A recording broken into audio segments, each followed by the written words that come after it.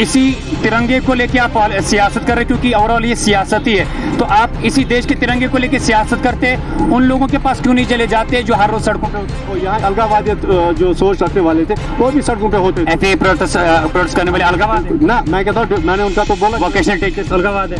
3 departments गिनवाए जो आज इस वक्त में सड़कों पे ना है। 3 पुलिस डिपार्टमेंट को छोड़ के, क्योंकि हमारी पुलिस जो है वो लोगों की सहायता में 3 डिपार्टमेंट्स गिनवाए जो सड़कों पे नहीं है। सियासत में आप भी सियासी लीडर है, तो अगर आप सियासत नहीं कर रहे तो क्या कर रहे?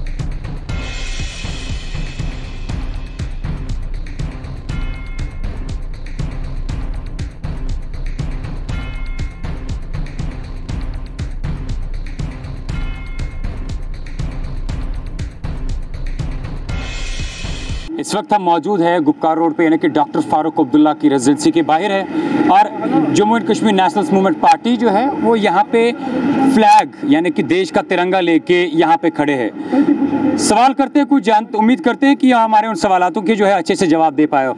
जी पहले तो आपका वेलकम करते हैं हमारे। Thank you sir. यहाँ पे फारूक अब्दुल्ला की रेजिडेंसी के बाहर हाथ में झंडा लेके क्या प्रूव करना चाहते हैं? देखिए, फारूक साहब से को यही याद दिलाने आए थे जो उन्होंने लास्ट टाइम तो गुस्सा दिखाया था मीडिया की ओर, जब उनको क्वेश्चन पूछा गया था कि हर घर तिरंगा के, वो कहीं न कहीं नेशनल कॉन्फ्रेंस के वोटर्स को, जो उनके सपोर्टर्स हैं, उनको कहीं न कहीं उकसा रहा था कि आप लोग ये मत करो। मैंने बात में ही बात बोल दी कि आप लोग इस इनिशिएटिव को कामयाब नहीं होने। तो उमर अब्दुल्ला नहीं, मेरा सवाल सुन लीजिए।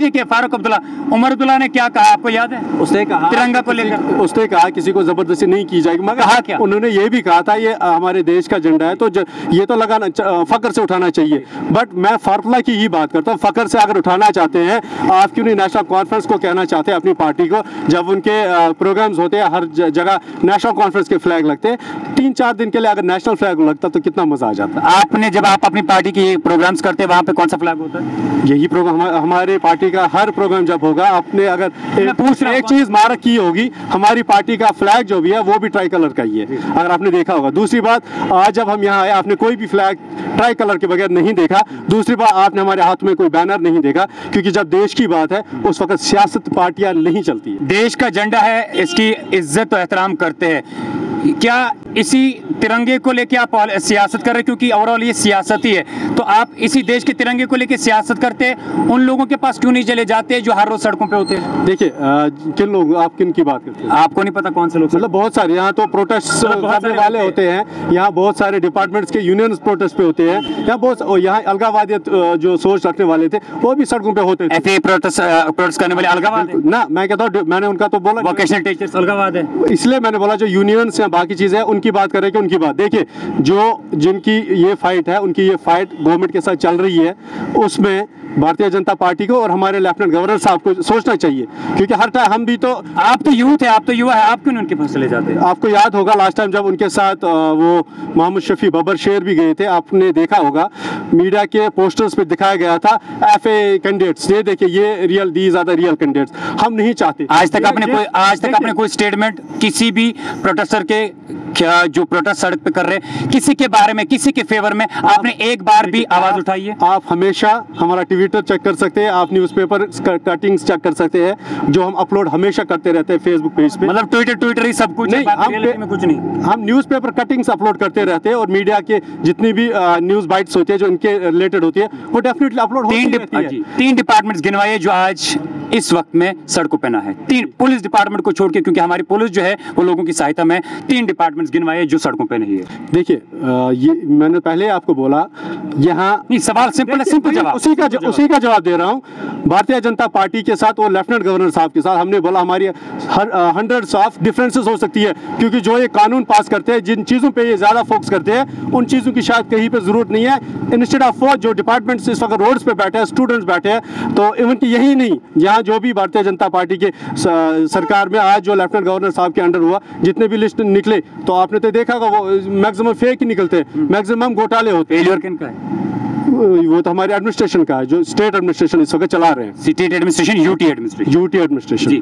तो अभी जितने भी प्रोटेस्ट कर रहे हैं या जो भी, चूंकि आप तिरंगे को लेके जो है बात कर रहे हैं, ये हमारे देश का तिरंगा है, हम इसकी रिस्पेक्ट करते हैं, इसका सम्मान करते हैं, तो क्या तिरंगे को लेके सियासत करनी चाहिए?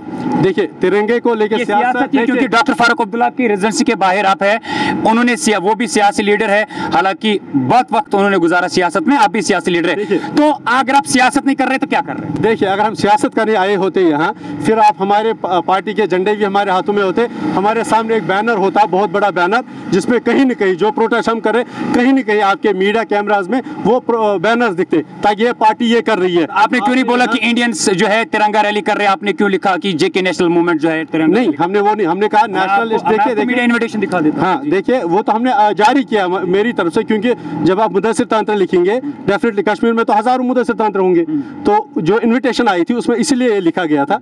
बट ये है, जिस वक्त हम पॉलिटिक्स करते इस चीज़ पे, फिर हमारे हाथ में बैनर्स होते, हमारी यहाँ यलकार होती, हम यल्स देते किसी चीज़ के खिलाफ, हमने किसी पार्टी के खिलाफ नहीं, हमने एक फ़र्द के खिलाफ यहाँ आए हैं, उनको याद दिलाने के लिए।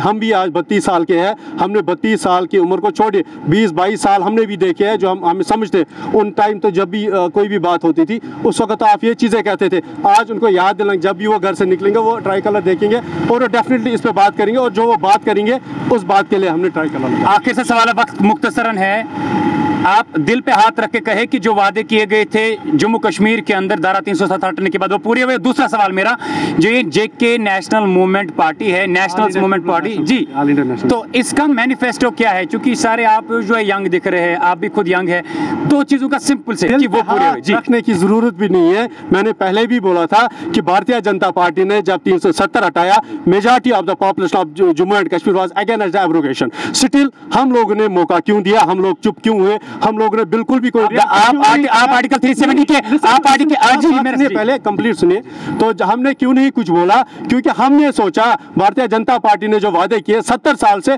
कश्मीर के साथ, जो भी वादे किए गए, स्पेशली इन बड़े नेताओं ने जो किए, वो सब गलत निकले। इवन कि हमारे यहाँ जो प्राइम मिनिस्टर ऑफ इंडिया अंजहानी जवाहरलाल नेहरू ने भी लाल चौक में आके बोला था, कश्मीर के लोगों को राइट टू सेल्फ डिटरमिनेशन दी जाएगी, प्लेबिसाइट के लिए मौका।